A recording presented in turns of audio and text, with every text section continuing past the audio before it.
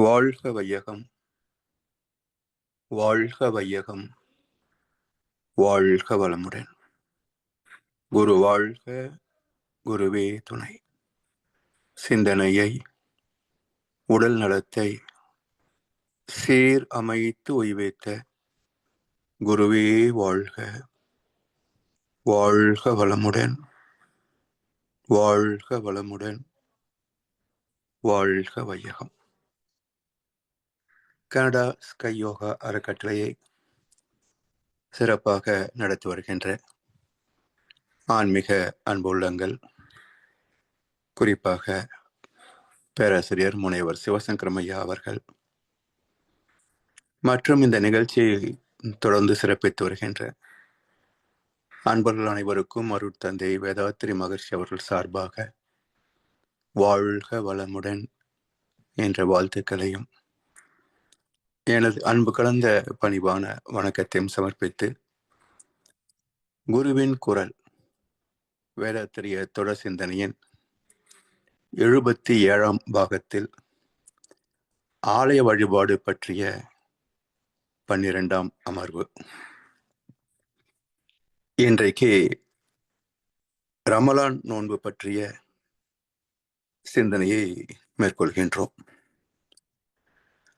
ரமலான் நோன்பு இஸ்லாமிய நாட்காட்டியின்படி 9ஆம் மாதத்தின் 30 நாட்களும் அனுஷ்டிக்கப்படுகின்ற ஒரு ஆன்மீக நோன்பு.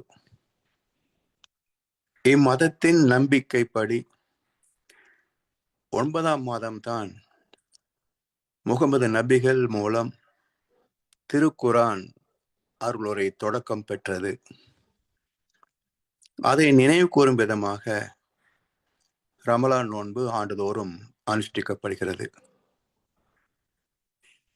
இஸ்லாத்தின் இறை நம்பிக்கை, தொழுகை, ஈகை, உண்ணா நோன்பு மற்றும் ஹஜ் யாத்திரை என்ற 5 கடமைகளுள் 4வதாக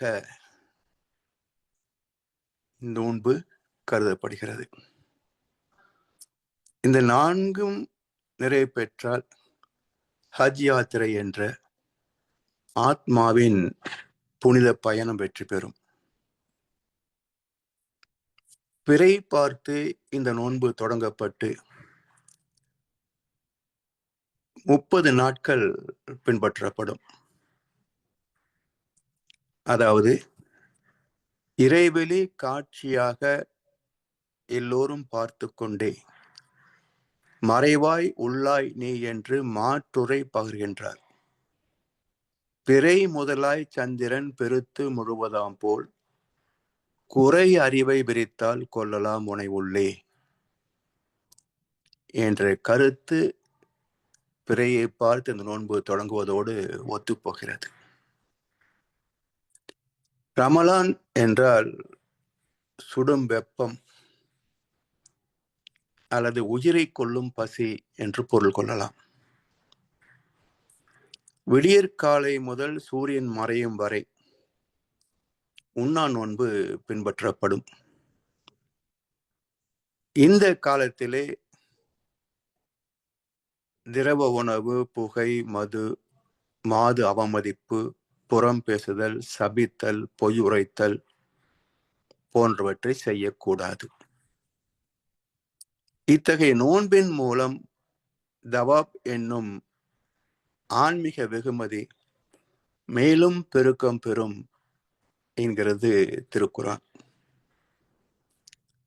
அதாவது இந்த மாதத்தில் இறைவனை பிரார்த்தித்தல், திருக்குரானை வழக்கத்திற்கும் அதிக நேரம் ஓதுதல், நற்செயல்களை செய்தல் போன்றவை வலியுறுத்தப்படுகின்றன. நோன்பு காலத்தில் தன்னடக்கம், வெகுளாமை, நாவடக்கம், உணவு கட்டுப்பாடு, சமூக நலம் பேணுதல் போன்றவை கடமையாகும். திருக்குரானில் 286 வசனங்கள் கொண்டது 2ஆம் அத்தியாயமாகிய அல் பக்ரா, அந்த மாடு. இதுதான் அதிகமான வசனங்களை கொண்ட அத்தியாயம். இதுல மாடு என்பது நம்முடைய மனதை குறிக்கும். இந்த அத்தியாயத்தில் நோன்பின் மேன்மைகள் பற்றி பேசப்படுகின்றன. ரமலான் நோன்பின் சிறப்பை பற்றி அருள் தந்தை வேதாத்திரி மகர்ஷி அவர்கள் ஞானக்களஞ்சியம் நூலிலே ஒரு குறிப்பு தந்திருக்கின்றார்கள். இரத்த சுவாச சுழல் அமைந்த கோடான கோடி ரசமான உயிரினங்கள் அனைத்தும் காணும் எத்தனையோ துன்பங்கள், அவற்றில் 2 யதார்த்தம். ஒன்று பசி மற்றும் வியாதி. இத்தகைய பசி கொடுமை அதனை செல்வம் இருப்பவர் கூட அனுபவத்தில் கண்டு சித்த சுத்தியுடன் உடலின் சுகமும் கொள்ளும் சிறப்புடைத்து ரம்ஜான் நோன்பு என அறிந்தோம் என்று மகர்ஷி அவர்கள் கவிதை தந்திருக்கின்றார்கள். உடலுக்கு மெய்வாய் கண்மூக்கு செவி என்ற 5 உணர்ப்புலன்கள் அமைந்துள்ள போதிலும் இவற்றின் மூலம் நாம் சுகம் காண்பது 2 புலன்கள் வழியாகத்தான். மெய் என்ற உடல் மூலம் உடல் பசி என்ற தாம்பத்தியம், வாய் மூலம் வயிற்று பசி, உயிர் சக்திக்கான உணவு. மற்ற கண் மூக்கு செவி என்ற 3 புலன்களும் இந்த 2 புலன்களுக்கு துணை செய்பவையே. அதாவது கடைசி மூச்சு உள்ள வரைக்கும் வயிற்று பசி தவிர்க்க முடியாதது. குறிப்பிட்ட வயது வரைக்கும் உடல் பசி தவிர்க்க முடியாதது. ஆனாலும் நினைவுகள் மறந்து போகிறதா? இலங்கை ஜெயராஜ் ஐயா அவர்கள் ஒரு சொற்பொழிவிலே குறிப்பிட்டிருக்கின்றார்கள். அவரது குருமகான் 80 வயது. அவரிடத்திலே ஐயா கேட்டார்கள், சுவாமிஜி, உங்களிடத்திலே காம உணர்வே இல்லையா? சில வினாடிகள் கண்களை மூடி அமர்ந்த குரு பிறகு சொன்னாராம், உடலில் இல்லை. இப்போ 70 வயது கிட்டத்தட்ட. அதிலே ஆண்களுக்கு உடலில் அந்த உணர்வு இருக்காது.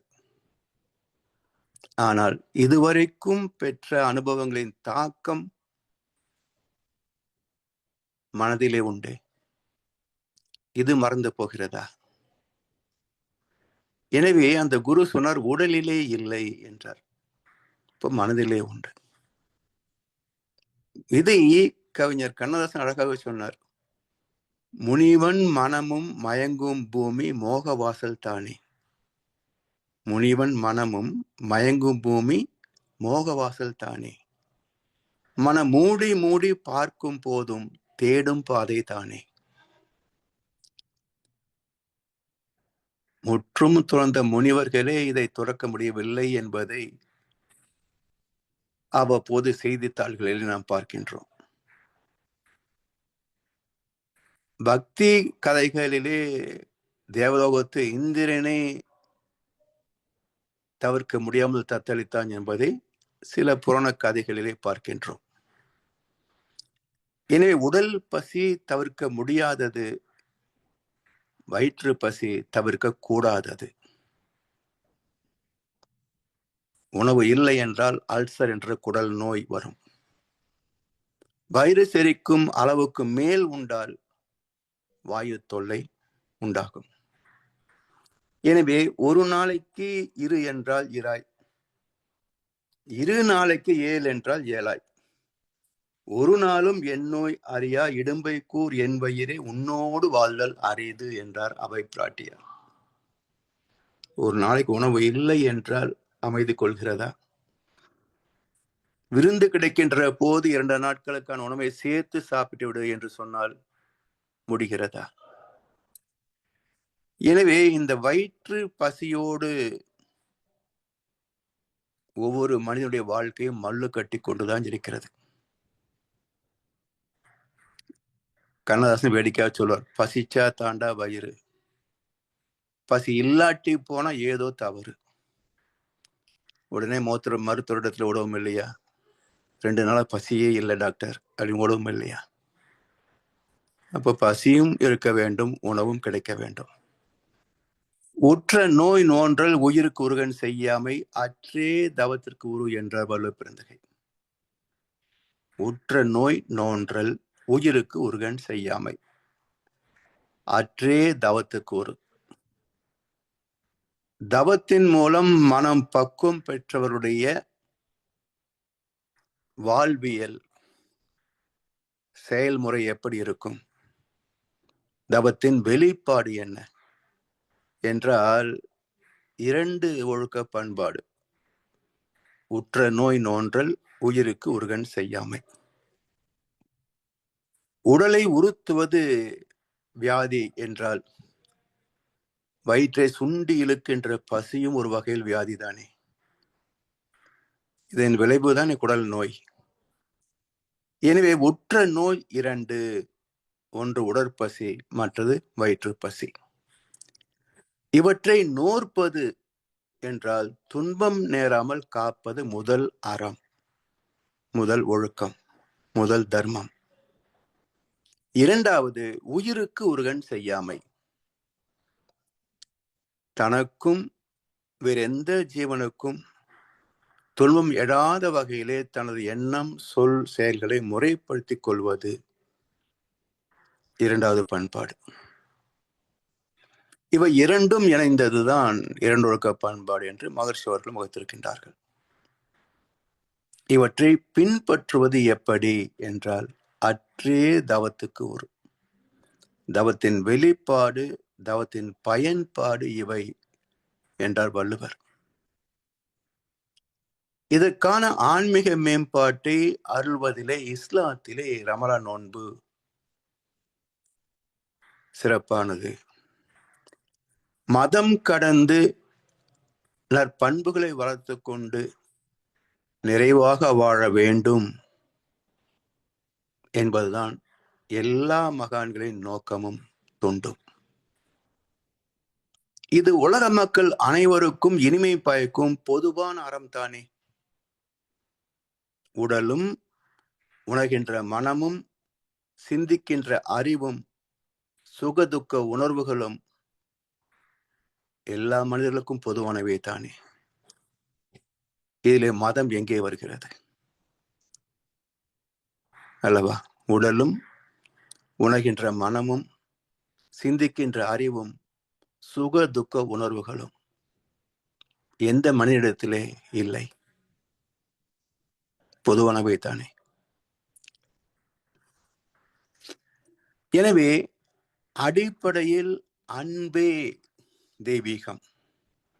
யாரிடத்திலே அன்பும் கருணையும் இல்லையோ அவனிடத்திலே அல்லாஹ் குடிகொள்வதில்லை என்கிறது திருக்குரான். லவ் இஸ் காட், அன்பே கடவுள் என்கிறது கிறிஸ்தவம். அன்பு வேறு சிவம் வேறு என்பர் அறிவிலர், அன்பே சிவமாய் ஆனதை அறிகிலர் என்றார் திருமூலர். எனவே அன்புதான் தெய்வம், அன்பு என்ற ஈர்ப்பு ஆற்றல் தான் இறைநிலை. இந்த அன்பையே காணிக்கையாக ஒருவருக்கொருவர் பரிமாறிக்கொள்ள வேண்டும் என்பதை பற்றி மகர்ஷி அவர்கள் ரமலான் நோன்பை பற்றி இன்னொரு கவியில சொல்கிறார்கள்.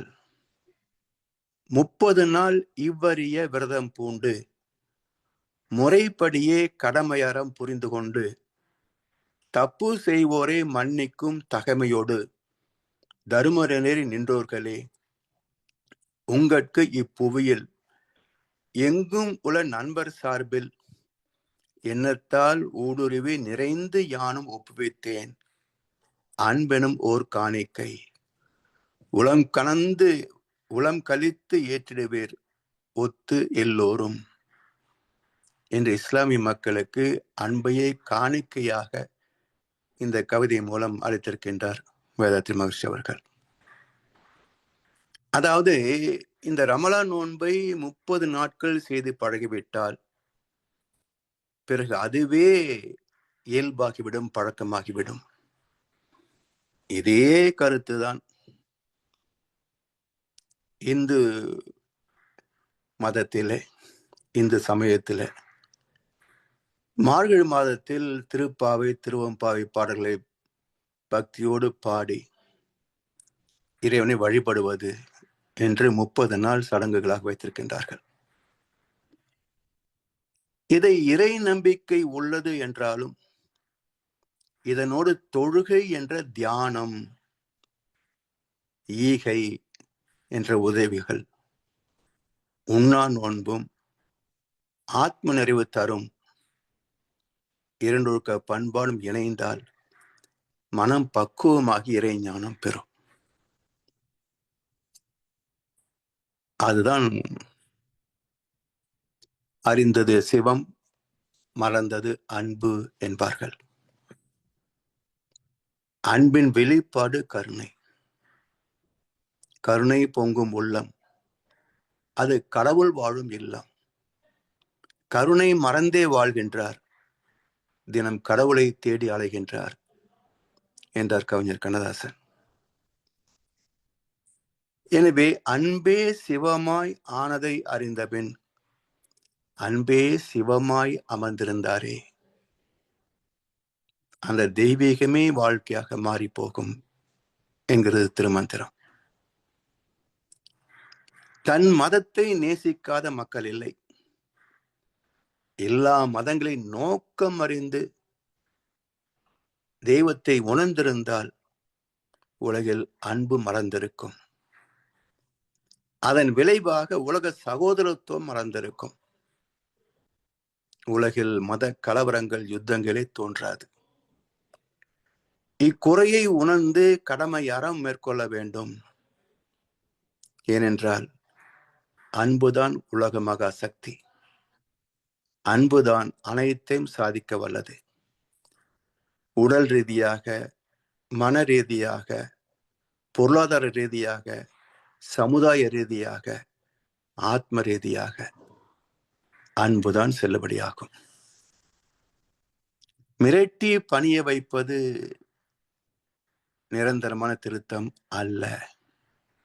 அது அடக்குமுறை, வன்முறை.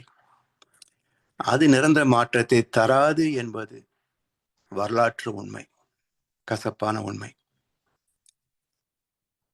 எனவே மற்றவர் தவறுகளையும் குற்றங்களையும் மன்னித்து அன்பு காட்டி அரவணைத்து செயல்பட்டால் காலம் சற்றே அதிகமானாலும் நிரந்தர மாற்றத்தை ஒவ்வொரு மனிதனுக்குள்ளும் ஏற்படுத்தும்.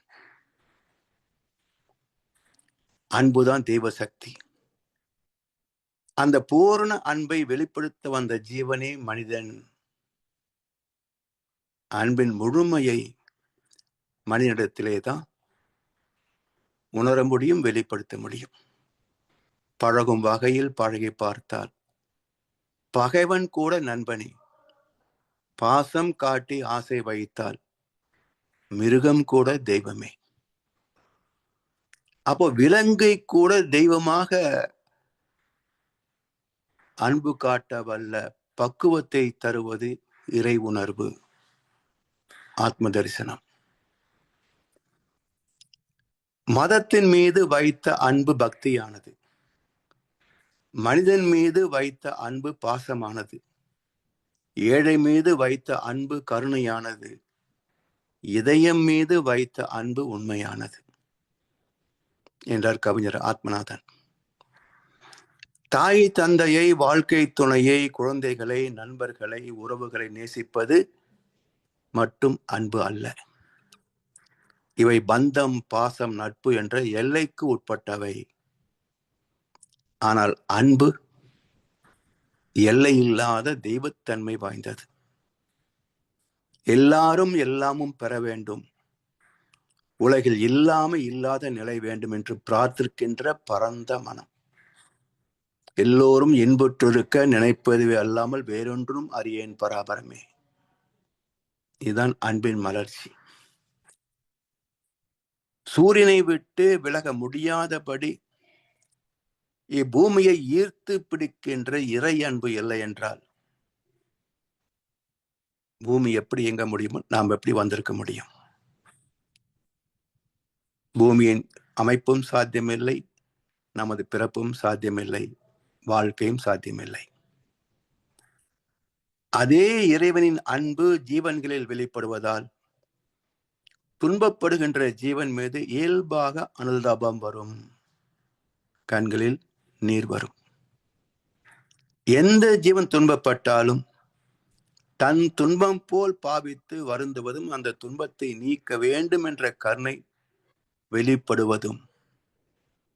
வாடிய பயிரை கண்டபோதெல்லாம் வாடினேனே என்றார் வள்ளலார். இது இறை அன்பின் மலர்ச்சியை தானே. இது எப்போது காணாமல் போகிறது என்றால், அறிவில்லாத மனிதர் உள்ளம் அருள் இல்லாதது, அருள் இல்லாத மனிதர் உள்ளம் பணிவில்லாதது, பணிவில்லாத மனிதர் உள்ளம் பண்பில்லாதது, பண்பில்லாத மனிதர் உள்ளம் அன்பில்லாதது என்று கவிஞர் ஆத்மநாதன் அதே பாடலில் அடுத்த பத்தியிலே சொல்கின்றார். அப்ப அறிவு, அருள், அடக்கம், பணிவு, பண்பு, இந்த நான்கும் இருந்தால்தான் அன்பு வெளிப்படும், இறைத்தன்மை வெளிப்படும். நமக்கு பொருள் தொடர்பும் மக்கள் தொடர்பும் இன்றி வாழ்வு சிறக்காது. அன்பு இல்லாவிட்டால் மற்றவர் உணர்வையும் தேவைகளையும் மதிக்கின்ற பண்பு இருக்காது. அன்பிருக்கும் மனதில் சுயநலம் இருக்காது, சுயநலம் ஆட்கொண்ட மனதில் அன்பு இருக்காது. பகிர்ந்தளிக்கின்ற பண்பும் தலைமறைவாகி முடிந்தவரை மற்றவர் பொருளையும் பறித்து தனதாக்கிக் கொள்கின்ற தெய்வத்துக்கு முரண்பட்ட வாழ்க்கையை தான் இன்றைக்கு அரசியல்வாதிகளும் கடவுள் பெயரால் நடக்கின்ற வியாபாரங்களும் மக்களின் தேவைகளை ஒட்டி நடக்கின்ற தொழில் வியாபாரங்களும் சாதித்துக் கொண்டிருக்கின்றன. இது சாதனையா வேதனையா? எனவே அன்புள்ளவர் தனது உடல் ஆற்றல் உழைப்பினால் ஈட்டிய பொருள், தான் பெற்ற அனுபவ அறிவு, இயற்கை உண்மைகள், வாழ்க்கை அனுபவங்கள் எல்லாவற்றையும் பிறர் கழித்து மற்றவர் மேம்பட தொண்டாற்றி நிறைபெறுவார்கள். அன்புடையார் என்பும் உரியர் பிறர்க்கு என்றார் வள்ளுவர் பெருந்தகை. எல்லாவற்றையும் மக்களுக்காக அர்ப்பணிப்பார்கள். அந்த தொண்டு வாழ்க்கை, சமுதாய வாழ்க்கை தான் அன்பின் வெளிப்பாடு. யாதும் ஊரே யாவரும் கேளிர் என்று முதல் உலகத்தில் அறிவித்தாரே, அந்த கனின் பூங்குன்றனாரின் கவி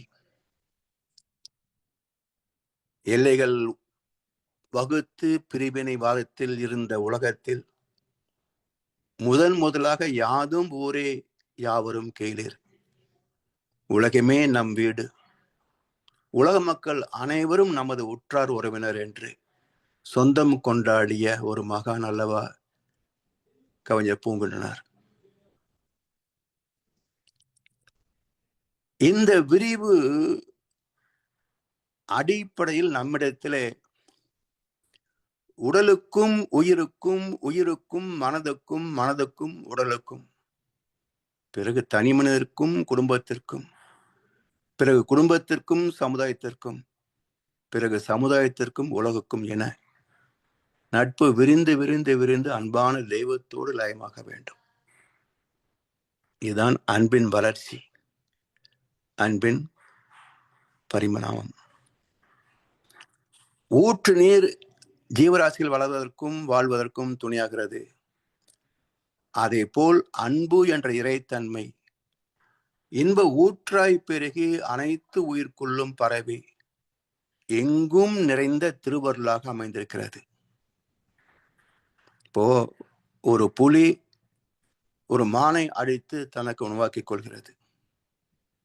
புலிக்கு மான் குட்டி மேல் அன்பு இல்லை என்றுதான் நாம் நினைக்கிறோம். ஆனால் உணவில்லாம் வாழ முடியாது. அதே சமயத்தில் தனது உணவைத்தானே உற்பத்தி செய்து கொள்ள முடியாது. அதுதானே விலங்கு, அதுதானே பறவைகள். அப்ப அந்த கொடும் செயலிலேயும் ஒரு கருணையை பின்பற்றுகிறது பாருங்க.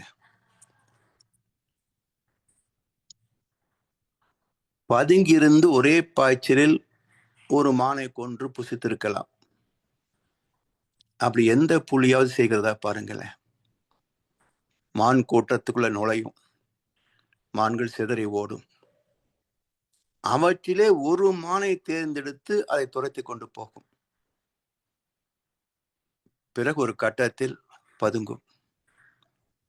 அப்பா தப்பினோம் என்று மான் திரும்பி பின்னால் பார்க்கின்ற போது ஒரே பாய்ச்சலில் குரல் வளையை பிடித்துவிடும். அந்த பிடித்த வினாடியே உயிர் பிரிந்துவிடும். அதன் பிறகு மானின் உடல் துடிப்பது எல்லாமே காற்று வெளியேற, ரத்தம் வெளியேற நடக்கின்ற பஞ்சபூத வெளிப்பாட்டின் விளைவுகளை தவிர அந்த துன்பத்தை உணர்வதற்கான உயிர் அங்கே இருக்காது. கழுத்தை இறுக்கிய போதே உயிர் முடிந்து போகும், உணர்வும் அற்று போகும். அப்ப இதுவரைக்கும் துரத்தியது ஏன்? ஏன் அப்படி ஒரு விதி என்ற கேள்விக்கு வேதாத்ரி மகர்ஷி சொல்கின்ற விளக்கம் என்ன என்றால், அப்படி துரத்துகின்ற போது புலியின் காந்த ஆற்றல், ஜீவகாந்த ஆற்றல் மானுடைய உடலிலே பாய்ந்து அதிலே திணிவு ஏற்பட அந்த மானுக்கு ஒரு மயக்க நிலை ஏற்படுத்தும். அந்த மயங்கிய நிலை வந்துவிட்டது என்பதை உணர்கின்ற போதுதான் புலி பதுங்கும். அந்த மயக்கத்தில் மான் நின்று திரும்பி பார்க்கும். அப்போ அதன் துன்பத்தை குறைக்க வேண்டும் என்பது புலியின் கருணை தானே, இல்லையா? நீ இல்லாமல் நான் வாழ முடியாது, நீதான் எனக்கு உணவு. மெர்சி கில்லிங் சொல்கிறோமே, மனித இனத்தில துன்பப்படுகின்ற ஒரு ஜீவனுடைய துன்பத்தை நீக்க முடியவில்லை என்றால் அதை மெர்சி கில்லிங், கருணை கொலை. துன்பப்படுவதை விட செத்து போட்டோம். அந்த மெர்சி கில்லிங் தான் அந்த புலி செய்கிறது, ஒவ்வொரு ஜீவனும் செய்கிறது. எனவே ஒவ்வொரு ஜீவனுக்குள்ளும் இருக்கின்ற அன்பு கருணையாக வெளிப்பட்டு தனது தேவைக்காக ஒன்றை கொள்கிறோம் என்றாலும் அந்த உயிர் போகின்ற துன்பத்தை குறைக்கின்ற கருணையும் அதற்குள்ளாகவே செயல்படுகிறது. காரணம், அன்பு இல்லாத இடமே கிடையாது, கருணை வெளிப்படாத இடமே கிடையாது. இப்படி அன்பும் கருணையும் இறைவனின் குணங்கள். இறைவன் இல்லாத இடம் உண்டா? இல்லை. அப்ப அன்பும் கருணும் இல்லாத இடம் மட்டும் எப்படி தனியா இருக்கும்? என்ன வார்த்தையை மாற்றி பேசுகிறோம். பிரபஞ்ச இயக்கங்களிலே அட்ராக்டிவ் ஃபோர்ஸ், ரிப்பல்சிவ் ஃபோர்ஸ், ஈர்ப்பு சக்தி, விலக்கு சக்தி என்று சொல்கின்றோம். ஜீவன்களிலே அதை அன்பு, கருணை என்று பேசுகின்றோம். அப்போ அடிப்படையில் ஆற்றல் ஒன்றுதான். ஒரு குழந்தையை பார்க்கின்றோம், அன்பு மேலிடுகிறது, அதை எடுத்து அள்ளி அணைத்துக் கொள்கின்றோம். அதே சமயத்தில் அந்த குழந்தைக்கு தேவையான உணவு மற்ற தேவைகள் அனைத்தையும் நாம் அளிக்கின்றோம். அப்ப ஈர்த்து பிடிப்பது அன்பு, அதை பராமரிப்பது கருணை. அதே போலத்தான பூமி சூரியன் எல்லாம் நடந்துகிட்டு இருக்கு. ஒன்றை ஒன்று ஈர்த்து பிடிப்பது அட்ராக்டிவ் ஃபோர்ஸ், அன்பு. ஒன்றோடு ஒன்று மோதி விடாமல் குறிப்பிட்ட தூரத்தில் விலக்கி வைப்பது கருணை, ரிபல்சிவ் ஃபோர்ஸ். எனவே இந்த அன்பு, கருணை, அட்ராக்டிவ், ரிபல்சிவ் என்ற அந்த சுத்த வெளியின், இறைவனின், அல்லாவின், பிதாவின் தன்மைகள் எங்கும் நீக்கமர நிறைந்தவை. அதனால் அன்பும் கருணையும் இல்லாத இடமோ இல்லாத காலமோ இல்லை. It is omnipresence, is omnipotent. அது எப்போதும் எங்கும் நிறைந்திருப்பது.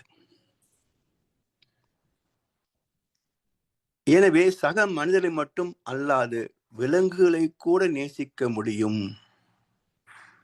எல்லோரும் இன்புற்றிருக்க நினைப்பதுவே அல்லாமல் வேறொன்றும் அறியேன் பராபரமே. அந்தனர் என்போர் அறவோர் மற்ற எவ்வுயிருக்கும் செந்தன்மை பூண்டொழுகலான்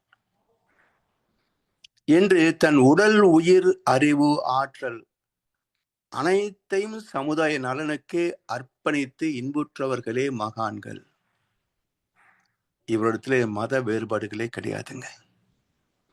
அன்பின் வெளிப்பாடே அறம் சார்ந்த செயல் என்று பொதுவாக சொன்னாலும் ஆழமாக சிந்தித்து பார்க்கின்ற போது பகையை வெல்வதற்கும் அன்புதான் துணை. ஆத்திரம் கண்ணை மறைத்திடும் போது அறிவுக்கு வேலை கொடு. உன்னை அழித்திட வந்த பகைவன் என்றாலும் அன்புக்கு பாதை விடு என்றார் கவிஞர் வாலி. அறத்திற்கே அன்பு சார்பு என்ப, மரத்திற்கும் அக்தே துணை என்றார் வள்ளுவ பெருந்தகை. அன்பின் வழியது உயிர்நிலை, அது இல்லாருக்கு என்பு தோல் போர்த்த உடம்பு என்று சொல்லிவிட்டார். அன்பு இருந்தால்தான்ப்பா நீ மனிதன். அன்பு இல்லை என்றால் எலும்பின் மீது தோல் போர்த்திய ஒரு ஜடம் மட்டுமே நீ. மனிதன் என்ற சொல்லுக்கு தகுதி அற்றவன் நீ என்று தீர்ப்பளித்து விட்டார் வள்ளுவ பெருந்தகை. உலகம் தோன்றியதற்கும் உயிர்கள் உருவானதற்கும் மூலமானது அன்பாகிய இறைநிலையே. அன்பின் வழியாகவே உயிர்கள் மலர்ந்தன. எனவே தனக்குள் மூலமாக அமைந்த அன்பை உணரவில்லை என்றால் எலும்பு மேல் தோல் போர்த்திய ஜடம் தான் இந்த மனிதன். இந்த ஜடம் வாழ தெரியாமலேயே வாழ்ந்து சாக விரும்பாமலேயே செத்து போகின்ற அவலமாகத்தான் முடியுமே தவிர அது நிறைவான வாழ்க்கை வாழ்ந்திருக்கவே முடியாது. எனவே ஒவ்வொருவரும் அச்சமின்றி உழைத்து ஈட்டி உடலை ஓம்பி அறம் நின்று அறம் உணர்த்தும் நெறியில் வாழ்ந்து தான் பெற்ற பேரன்பை உலக நல தொண்டனாக, உலக மக்கள் நண்பனாக, உங்களில் ஒருவனாக எனது அன்பை உங்கள் அனைவருக்கும் காணிக்கையாக்கினேன். அருள் கூர்ந்து ஏற்று நலம் பெறுங்கள். அன்பர்களே வாரீர், அறிவின் இருப்பிடம் அறிந்து இன்பமுற அன்பர்களே வாரீர் என்று அன்போடு உலக மக்களை அழைக்கின்றார் வேதாத்ரி மகரிஷி அவர்கள். எங்கும் உள்ள நண்பர் சார்பில் எண்ணத்தால் ஊடுருவி நிறைந்து யானும் ஒப்புவித்தேன் அன்பெனும் ஓர் காணிக்கை உளம் கனிந்து ஏற்றிடுவேர் ஒத்து எல்லோரும். எனவே அன்புதான் தெய்வம், அன்புதான் உலக மகா சக்தி. அப்படி அன்பை மையமாக கொண்டு ஒரு ஜீவனின் துன்பத்தை நாம் உணர்கின்ற போதுதான் அதை நீக்க வேண்டும் என்ற கருணை நம்மிடத்தில் வெளிப்படும். அதற்காகத்தான் ரம்ஜான் மாதம் முழுவதும் சூரிய உதயத்திற்கு பிறகு அஸ்தமனம் வரைக்கும் திரவ உணவு கூட ஏற்றுக்கொள்ளக்கூடாது. சில அன்பர்கள் எச்சில் கூட விழுங்க மாட்டாங்க. 5 வகை தொழுகை செய்வார்கள். அப்படி 30 நாட்கள் செய்து பழகிவிட்டால் அதுவே வாழ்நாள் முழுவதற்கும் பழக்கமாகிவிடும், இயல்பாகிவிடும். பிறகு யாரை நாம் வெறுக்க முடியும்? யாரை நாம் பகைமை பாராட்ட முடியும்? யாரை கொல்வதற்கு மனம் துணியும் அல்லவா?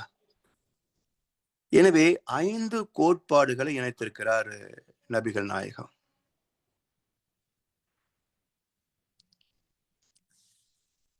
தியானம், தொழுகை என்ற தியானம், பிறர் துன்பம் போக்குகின்ற உதவி செய்தல் ஈகை, உண்ணா நோன்பு, ஆத்ம நிறைவு தரும் இரண்டொழுக்க பண்பாடு. அப்போ இறை உணர்வு, தொழுகை, ஈகை, உண்ணா நோன்பு, ஹஜ் யாத்திரை, இந்த 5ம் இருக்கணும். இதை தொடர்ந்து பின்பற்றுகின்ற போது வாழ்க்கை எப்படி இருக்கும்னு நினைத்து பாருங்க. ஒரு மனிதனுடைய ஒரு வாழ்க்கை உயிர் போவதற்குள் எந்த மாதிரியான பக்குவத்தை அடைந்திருக்கும் பாருங்க. பொதுவாக அடிப்படையில் ஒரு மனிதனுக்கு தேவை இறை நம்பிக்கை. இறைவன் இல்லை என்று பேசுவது இதெல்லாமே இந்து சமயத்தில் தான் இப்படிப்பட்ட சுதந்திரம் இருக்கிறது. வேற எந்த மதத்திலும் இறைவன் இல்லை என்ற கோட்பாடு உண்டா பாருங்களேன். உலகத்தில் 300க்கும் மேற்பட்ட மதங்கள் இருப்பதாக கூகுள்ல பார்க்கிறோம். எந்த மதத்திலாவது நாத்திகம் என்ற ஒரு சொல் உண்டா பாருங்களேன். அது ஏன் இந்து சமயத்தில் மட்டும் என்ன நாத்திக கொள்கை? இதை தெளிவாக விளங்கிக் கொள்ளவில்லை. அதாவது உருவங்களை சமைத்து இதுதான் கடவுள் என்று சொல்லி ஆலை வழிபாட்டை உருவாக்கினார்கள் அல்லவா? அவருடைய தாற்பயத்தை தெளிவாக வெளிப்படுத்தியிருந்தால் இது நம்முடைய மனதை தொழுகை என்ற தியானத்தில் நிலைப்படுத்துவதற்கான ஒரு புறச்சடங்கு.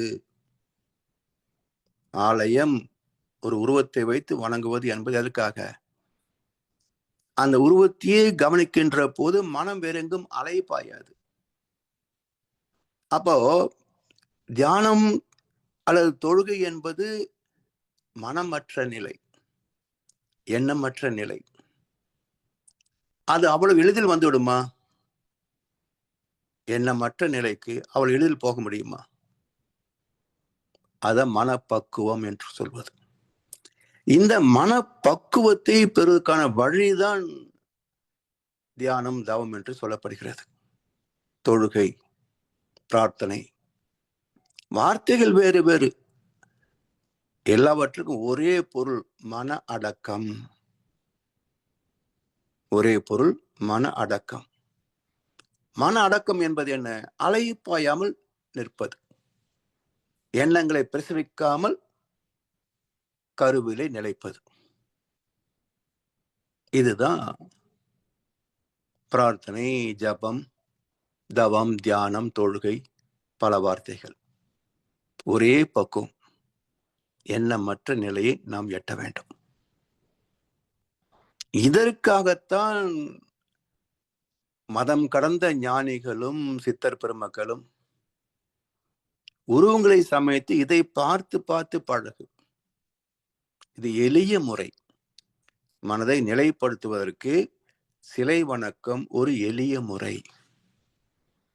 இதனோடு சில வேடிக்கைகள், அர்ச்சனை செய்வது, தீபாரதனை காட்டுவது, இதற்குள்ளே தத்துவத்தை வைத்திருக்கிறார் என்பது ஏற்கனவே நாம் 10 வகுப்புகளுக்கு மேலாக சிந்தித்திருக்கின்றோம். எல்லாவற்றிலும் நோக்கம் என்ன? மனதை பக்குவப்படுத்துவது, வேற ஒண்ணுமே கிடையாது. அப்ப இறை உணர்வு ஏன் தேவை? எல்லா மதங்களும் ஏன் இறை உணர்வை மையப்படுத்துகின்றன என்றால், இறைவனை உணராமல் அன்பும் வெளிப்படாது, கருணையும் இருக்காது. இன்றைக்கு உலகத்தில் உள்ள அத்தனை சிக்கல்களுக்கும் காரணம் என்ன என்றால், இறை உணர்வை அனுபவத்தில் பெறவில்லை. யாரோ சொல்வதை கேட்டு அப்படியே நம்புகிறோமே தவிர, நான் சுயத்தில் உணர்ந்தேனா, இறைவன் எங்க இருக்கிறான்னு தெரியுமா, எப்படி இருக்கிறான்னு தெரியுமா, அதற்கு இந்த பூஜை புனஸ்காரங்கள் சம்பிரதாயம் மட்டுமே உதவவில்லை என்பதாவது தெரியுமா? இந்த புறச்சடங்கு எல்லாமே மனதுக்கான ஒருநிலைப்படுத்துவதற்கான பயிற்சிகளை தவிர இது தெய்வம் அல்ல. இது இறைவனை அடைவதற்கான வழி அல்ல. இது ஒரு எல்கேஜி பாடம். ஒரு பெண் படத்தை போட்டு அம்மா, ஒரு ஆடு படத்தை போட்டு ஆடு. இது எல்கேஜி வகுப்புல ஒரு படத்தை போட்டு இது அம்மா, இது ஆடு, இது பந்துன்னு படிக்கலாம். +2 படிக்கும்போது படம் போட்டு சொல்லிட்டு இருக்க முடியுமா? எழுத்துக்கள் போதும் இல்லையா? அதே போல உருவத்தை வைத்து தெய்வம் என்று நம்ப வைத்து வழிபடுகின்றோம். சாகும் வரைக்கும் அதிலே நின்று விடலாமா?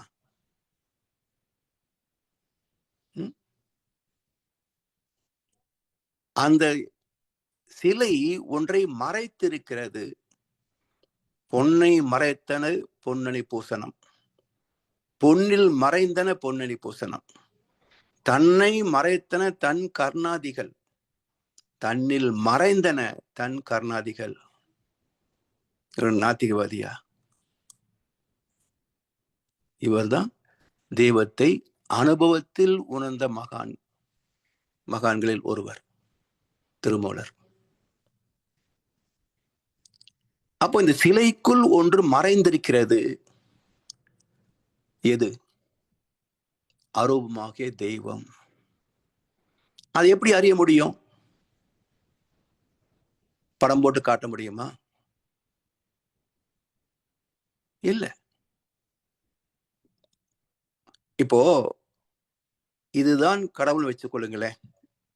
ஒரு வாதத்திற்கு நாம் கோவிலில் பார்க்கின்ற ஒரு சிலை தான் கடவுள் வச்சுக்கோங்க. பெரிய கடவுள், விஸ்வரூப தரிசனம். சரி, இவர் எங்கே நிற்பார்?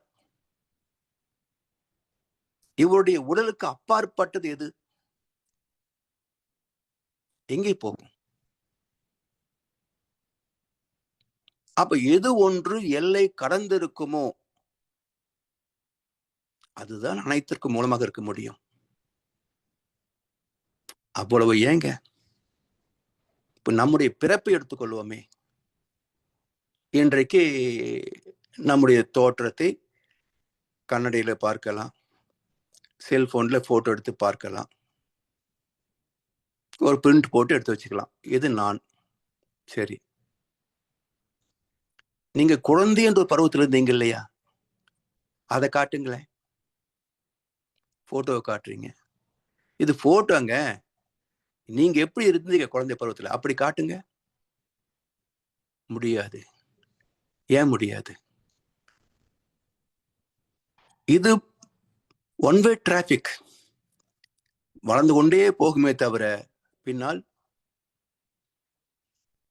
திரும்பி பார்க்க முடியாது. சரி, இதே மாதிரி இருந்தீங்களா குழந்தையில? அதே எப்படி? அது ஒரு 2 அடி 3 அடி, ஒரு 15 கிலோ 20 கிலோ 30 கிலோ. பிறக்கும் போது 1.5 அடி 3 கிலோ. உள்ள கருப்பையில் அப்படியே தான் இருந்தீங்களா? இல்ல. எப்படி இருந்தீங்க? ஒரு எக்ஸ் குரோமோசோம், ஒரு ஒய் குரோமோசோம், அல்லது ஒரு எக்ஸ் குரோமோசோம் இன்னொரு எக்ஸ் குரோமோசோம் சேர்ந்து தானே கருவானீங்க. காலையில் போய் டாக்டர்கிட்ட காட்டினா சொல்லுவாரா நேற்று ராத்திரி தான் கருவாயிருக்குன்னு சொல்லுவாரா? இல்லை கர்ப்ப தானம் செய்த தந்தைக்கு தெரியுமா அது கருவாயிடுச்சுன்னு? இல்லை ஏற்றுக்கொண்ட தாய்க்கு தெரியுமா கருவாயிடுச்சுன்னு? என் பிறப்பே ஒரு ரகசியம், என் பிறப்பே ஒரு ரகசியம். சரி, அது ரகசியமாவே இருந்து போச்சா? 48 நாட்கள் கழித்து மருத்துவர் சொல்கிறார், உண்டாக இருக்கிறீர்கள். 3வது மாசம் பெண்ணை பார்க்கின்ற போது உண்டாயிருப்பா போல் தெரியுது, வயிறு கொஞ்சம் வித்தியாசமா தெரியுது. 4-5 மாதங்களிலே சந்தேகமே இல்லை, உண்டாயிருக்கிறாள். என்ன குழந்தை, ஆனா பெண்ணா தெரியாது. பிரசவமான பிறகு எல்லா கேள்விக்கும் விடை வந்துவிட்டது. இப்போ 48 நாட்கள் வளர்ந்த பிறகு மருத்துவத்தில் தேர்ச்சி பெற்ற மருத்துவர் கண்டாரே உண்டாகி இருக்கிறது என்று ஏன் டாக்டர் அன்னைக்கே நீங்க சொல்லலன்னு கேட்டா, ஓரளவுக்கு வளர்ந்த பிறகு தாங்க கண்டுபிடிக்க முடியும்ன்றாங்க. அப்போ வளர்ந்ததற்கு மூலம் அரூபமா ரூபமா, உருவமா அருவமா?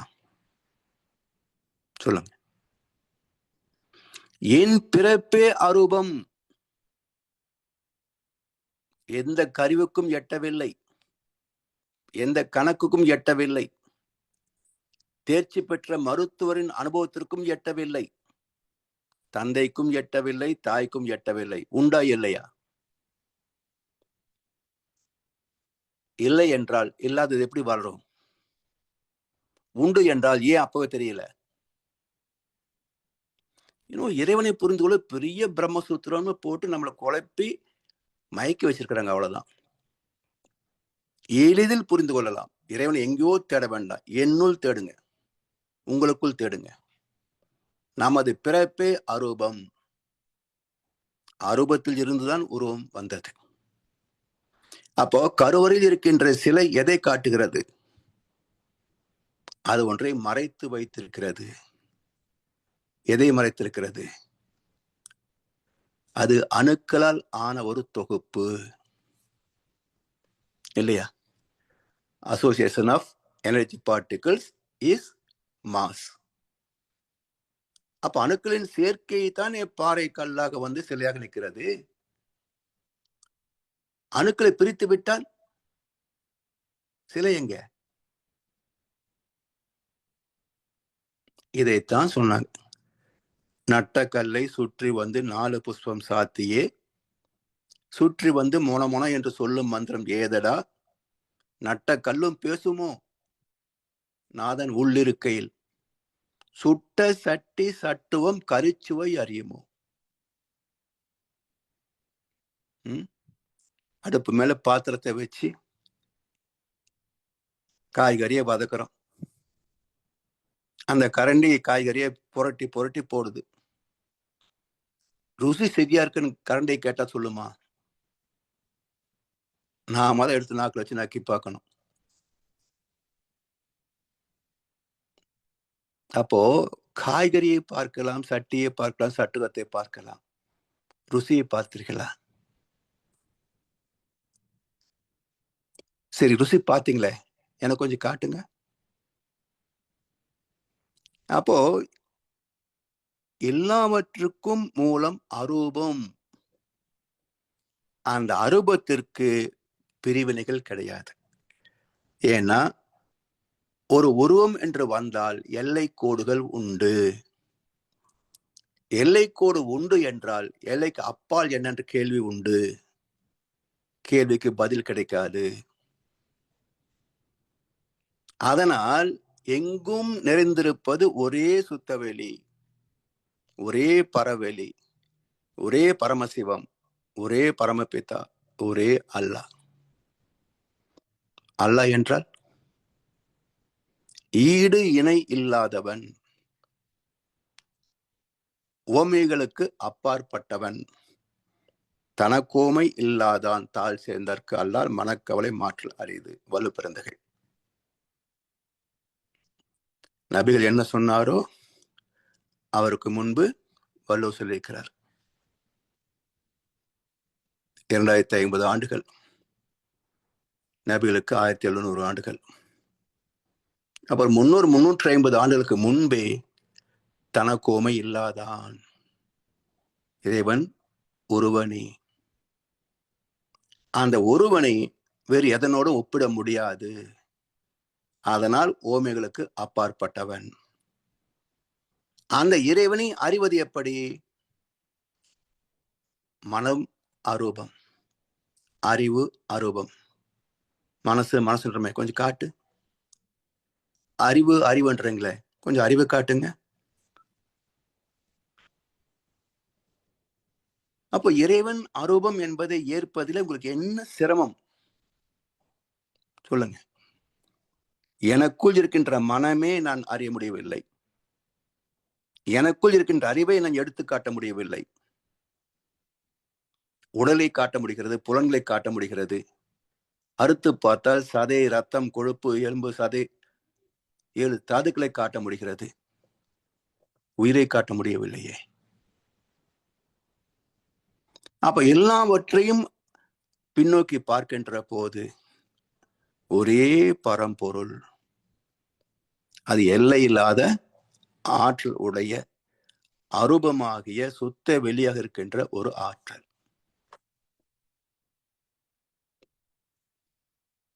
அதுதான் எல்லாமாக மாற்றம் பெற்றது.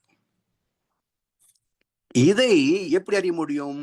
தொழுகை மூலமாக, தவத்தின் மூலமாகத்தான் மனம் அடங்கி புலன் ஒடுங்கி உள்நோக்கி போகின்ற போது நமக்குள் இருக்கின்ற பகுத்தறிவு என்ற அரூபமை பேரறிவு என்ற அரூபத்தை உணர்ந்து கொள்ளும். பாம்பின் கால் பாம்பறியும், அறிவுதான் அறிவை அறியும். அப்ப நம்முள் பின்னப்பட்ட பகுத்தறிவு எல்லையற்று எங்கும் விரிந்திருக்கின்ற பேரறிவாகிய அல்லாவை, பேரறிவாகிய ஆதிசிவத்தை, பரமபிதாவை அறிந்து கொள்ளும். அப்போ ஒரே தெய்வம் தானே. அப்ப இதை அறிகின்ற வழி என்ன? தொழுகை, தவம். இப்போ இறைவனை அறிந்து விட்டால் எல்லாரும் அனுபவத்தில் பெற்ற, அனுபவத்தில் அறிந்து உணர்ந்த தெய்வம் ஒன்றே. யாரும் இரண்டாவது தெய்வத்தை அறியவில்லை. யாரும் இரண்டாவது தெய்வத்தை அறியவில்லை. ஒரே தெய்வத்தை தான் அறிந்திருக்கிறார்கள். உலகெங்கும் உள்ள மகான்கள் அறிந்திருக்கிறார்கள். அரபு மொழியிலே அல்லான்னார், தமிழ் மொழியிலே தனக்கோமை இல்லாதான் அப்படின்னாங்க, ஆங்கிலத்திலே அன்பு, லவ் என்றார்கள், தமிழே சிவம் என்று சொன்னார்கள். வார்த்தைகள் பேதமே தவிர குறிப்பிடப்பட்ட பொருள் ஒன்றுதானே. இதை அறிகின்ற போது அறிந்தது சிவம், மறந்தது அன்பு. யாரிடத்தில் அன்பும் கருணையும் இல்லையோ அவனிடத்தில் அல்லாஹ் குடிகொள்வது இல்லை. அப்ப இறைவனை அறிந்தால்தான் அன்பை முழுமை பெற முடியும். அன்பின் முதிர்ச்சி எல்லோரும் இன்புற்றிருக்க நினைப்பதுகின்ற பொது நலம் நாடுதல். அப்போ இறை உணர்வு பெற வேண்டும் என்று சொன்னால் தொழுகைதான் ஒரே வழி. அந்த தொழுகைக்குள் சிலை வணக்கமும் அடங்கும். சிலையிலே தொடங்கி அரூபத்தில் பயணித்து தத்துவத்தில் தெளிவு பெற்று மனம் அடங்கி புலன் ஒடுங்கி இறைவனோடு ஒன்றுவதே ஜீவ பிரம்ம ஐக்கிய முக்தி. அப்படி இறைவனை அறிந்த போது அடுத்தது என்ன வருது? எல்லா உயிர்களும் நம்மை போலதான். அப்ப அடுத்தவர் துன்பத்தை தனது துன்பம் போல பாவித்து அந்த துன்பத்தை நீக்குவதற்கு அறிவின் எழுச்சியே ஈகை. இந்த ஈகை 3 வகைப்படும். பொருளால், உடல் உழைப்பால், அறிவின் அனுபவத்தால். நம்மிடத்திலே உணவு இருக்கிறது, தந்து உதவி செய்யலாம்.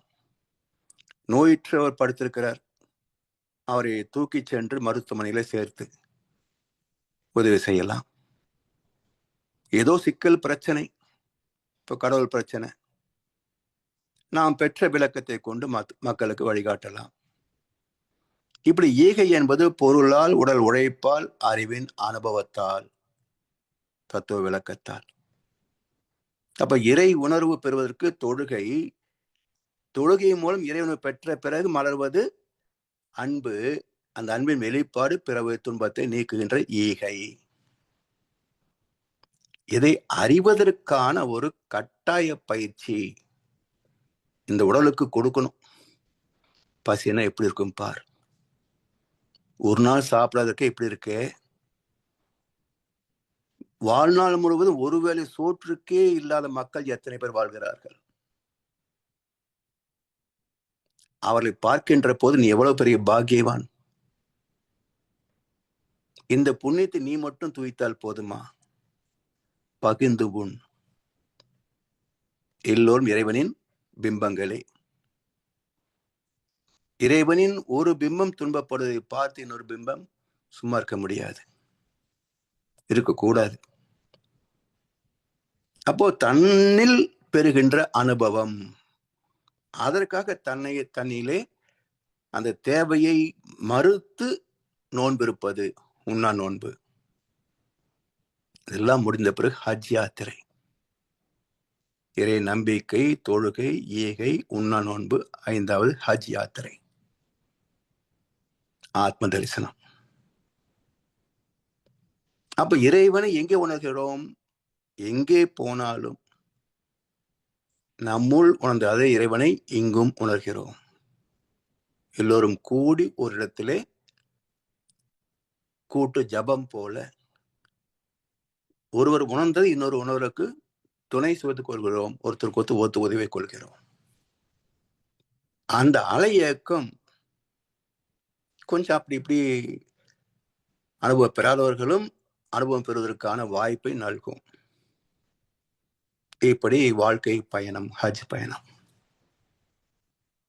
இப்படி எல்லா மதங்களிலேயும் மகான்கள் ஒரு மனிதனை எப்படி மனிதனாக தெய்வமாக உயர்த்துவது என்ற வாழ்வியலே மதம். மதங்களின் நோக்கம் என்ன?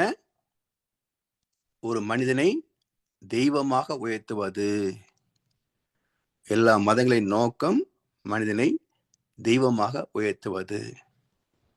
ஆனால் மதங்கள் சாதித்தது என்ன? தெய்வத்தின் பெயரால் மக்களை கூறு போட்டது.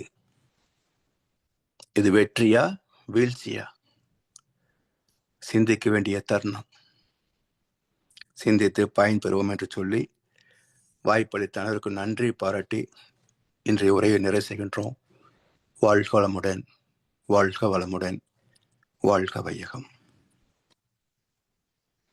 வாழ்க வளமுடன். மிக்க நன்றிகள் ஐயா. வாழ்க வளமுடன் ஐயா.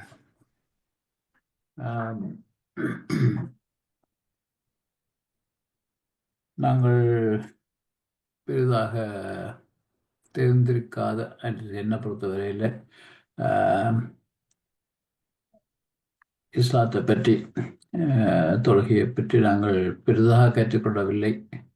அந்த விளக்கங்களை ஐயாவிடம் பெற்றுக்கொள்ள முடிந்தது. பெறுகின்ற போது எல்லா மதங்களும் ஒன்றையே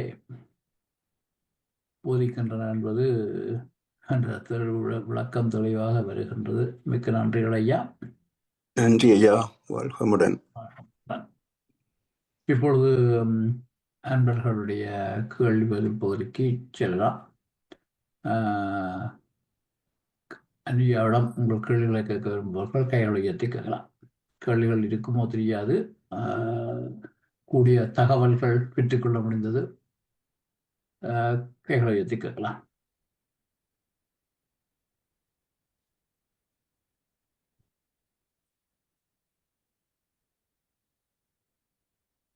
நான் ஆரம்பித்து வைக்கிறேன் ஐயா. சொல்லுங்க ஐயா. இஸ்லாத்திலே சொல்லப்படுகின்ற இறைநிலையை பற்றி சொல்ல முடியுமா ஐயா? இறைநிலை என்னத்தை குறை என்று குறிப்பிடுகிறார்? இறைநிலை பற்றி நான் தெரிந்த வரைக்கும் அல்லாஹ் என்ற சொல்லுக்கு பொருள் அன்பு வடிவானவன், கருணை வடிவான் என்பதுதான் நான் புரிந்து கொண்டதுங்க. வேறு விரிவான விளக்கம் எதுவும் இருப்பதாக தெரியல. இல்ல.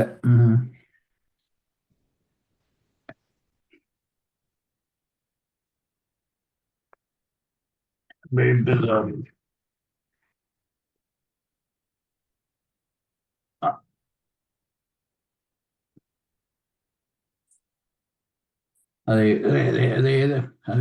ஒரு சின்ன சந்தேகம் என்று ஒன்று இருக்கிறது. அவர்கள் கருதுகின்ற இறை என்பதற்கும் நாங்கள் சொல்கின்ற இறைக்கும் வேறுபாடு இருக்குமா அப்படின்ற எண்ணம் தான் வந்தது. வேறுபாடு கிடையாது, புரிதலிலே வேறுபாடு தவிர தத்துவத்தில வேறுபாடு கிடையாது. கிடையாது. புரிதலிலே வேறுபாடு.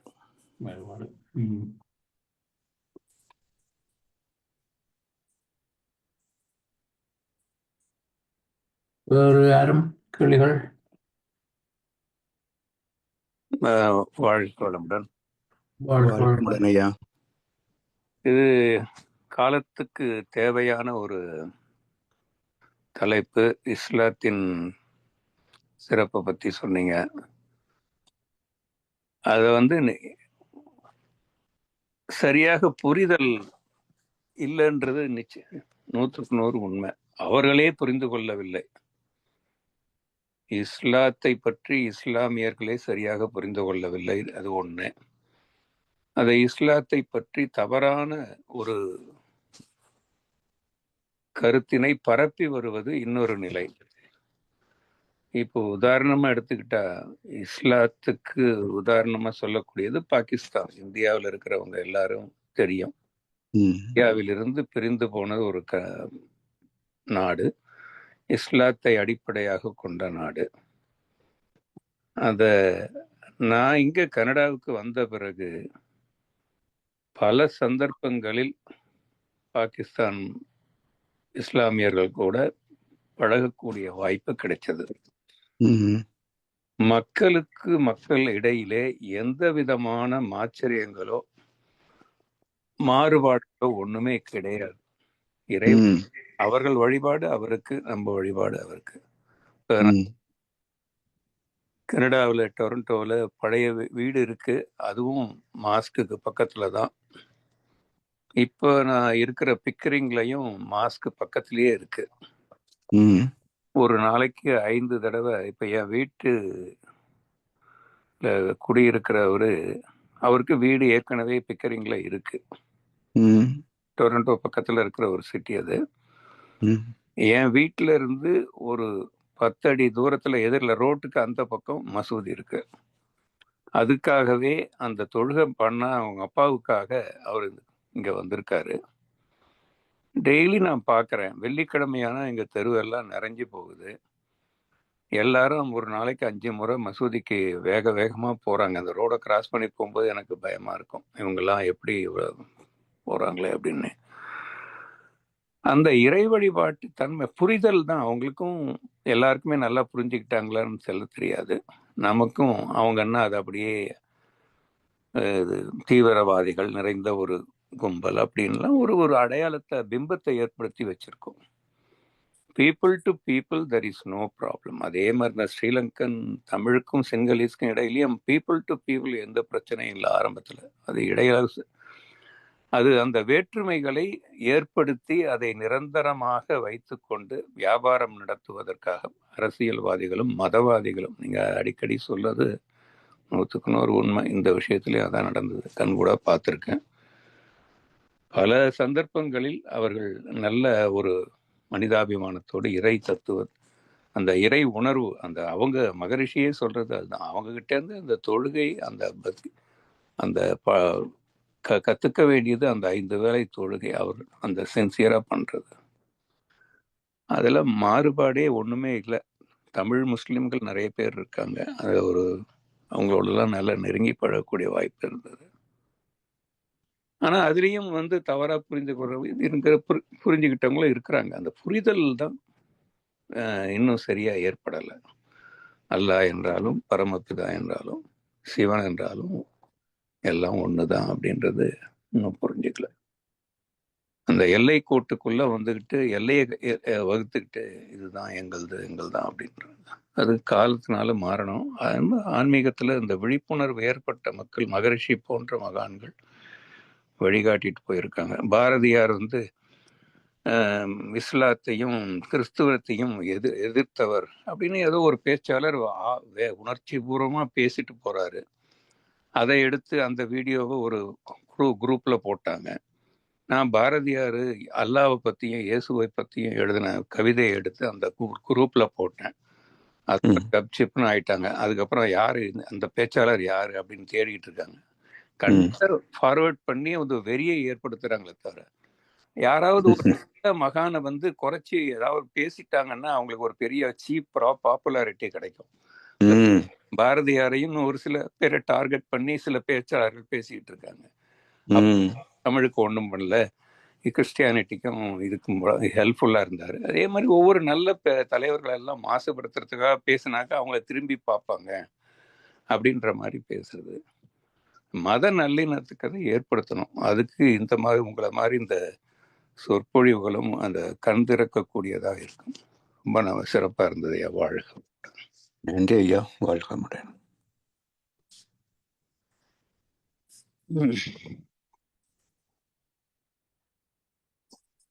ஐயா நீங்கள் கையெத்திட்டு. வாழ்க வளமுடன் ஐயா. வாழ்க முடன் ஐயா. வரதராஜன் ஐயா சிறப்பா சொல்லியிருக்க அவங்கள பற்றி இந்த 5 வேளை தொழுகையும் பிறகு அவங்க அந்த பள்ளிவாசலுக்குள்ள போகும்போது அவங்க கை கால் முகம் எல்லாம் கழுவி சுத்தமாகத்தான் போவாங்க. அதை விட அவங்க ப்ரேயர் டைம் 5 தரம் வந்தா எங்க இருக்கிறாங்களோ அந்த இடத்துல அந்த துண்டொண்டை விரிச்சிட்டு உடனடியே புறவின தொடங்கிடுவாங்க அந்த டைமுக்கு.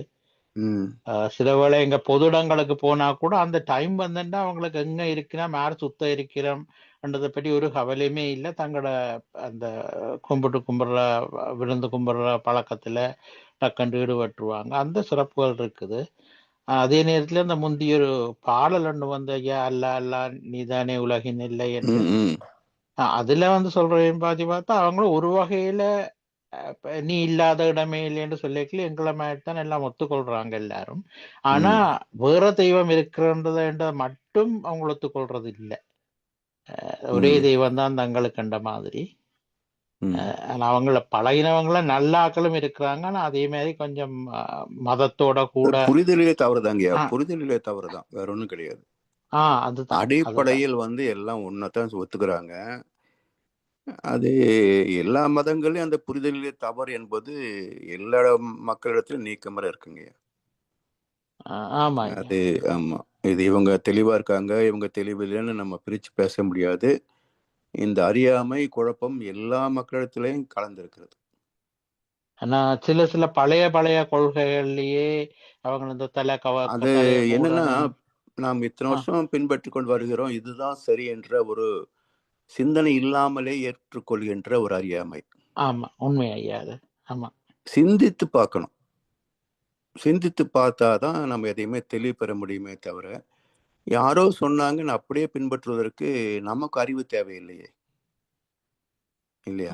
யாரோ ஒருத்தர் சொல்றாங்க கிளி பிள்ளை மாதிரி அதையே நான் நம்புவேன்னு சொன்னா அப்ப நமக்குன்னு அறிவு தேவையில்லையே. ஸோ நம்முடைய அறிவு என்பது என்ன? சிந்திக்கின்ற திறம் வாய்ந்தது அறிவு, அறிகின்ற திறம் வாய்ந்தது அறிவு. அப்ப சொல்லால் மட்டும் நம்பாதே, சுயமாய் சிந்தித்தே தெளிவாய். எப்பொருள் யார் யார் வாய் கேட்பினும் அப்பொருள் மெய்ப்பொருள் காண்பது அறிவு. அவங்க சொல்லுவாங்க, 1008 சொல்லுவாங்க. பையா சொன்னது போல பாரதியாரை பத்தி ஒரு சொல்லுவார், அவர் புதுசாக கண்டெடுத்த மாதிரி பேசுவார். ஆனா பாரதியார் எங்கே சொல்லியிருக்கிறாரு? அங்க எந்த இடத்துன்னு சொல்லலை. இன்னும் சொல்ல போனா இயேசு பிரானை பத்தி அருமையா பேசியிருக்கிறாரு பாரதியார். என்ன சொல்லுவாருன்னா, ஒரு பாடல இயேசு என்ற சிலுவை கட்டி உண்மை ஆணி தவம் கொண்டு அடைத்தால் வன்மை பேரூர் இயேசு கிறிஸ்து வானம் மீதில் மேவி விளங்கும் என்ற 4 வரிகளை நான் படிச்சிருக்கேன். இப்போ உண்மை என்ற சிலுவையில் கட்டி உணர்வை ஆணி தவம் கொண்டு அடித்தால் வன்மை பேரூர் இயேசு கிறிஸ்து வானம் மீதில் மேவி விளங்கும். அதுதான் கிறிஸ்துவத்தில் சொல்றாங்க. கிறிஸ்டானிட்டி அப்படின்னா equality. Christ is not a person, it is personification அப்படின்னு world Bible society chief editor இந்த ஸ்டேட்மெண்ட் ஒரு ஆர்டிக்கிள் எழுதியிருக்கிறார். ஸோ இதெல்லாம் புரிந்து கொண்டோம்னு சொன்னா எங்கே பேதம் இருக்கு? புரிதலிலே வேறுபாடுகளை தவிர சத்தியத்தில் வேறுபாடு இல்லை. உண்மைதான் ஐயா, உண்மைதான்.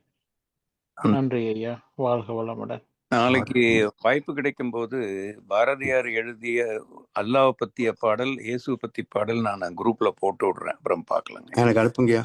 அனுப்புங்கய்யா, போடுறேங்க, அனுப்புறேங்க. வாழ்க வாழ்க வளமுடன்.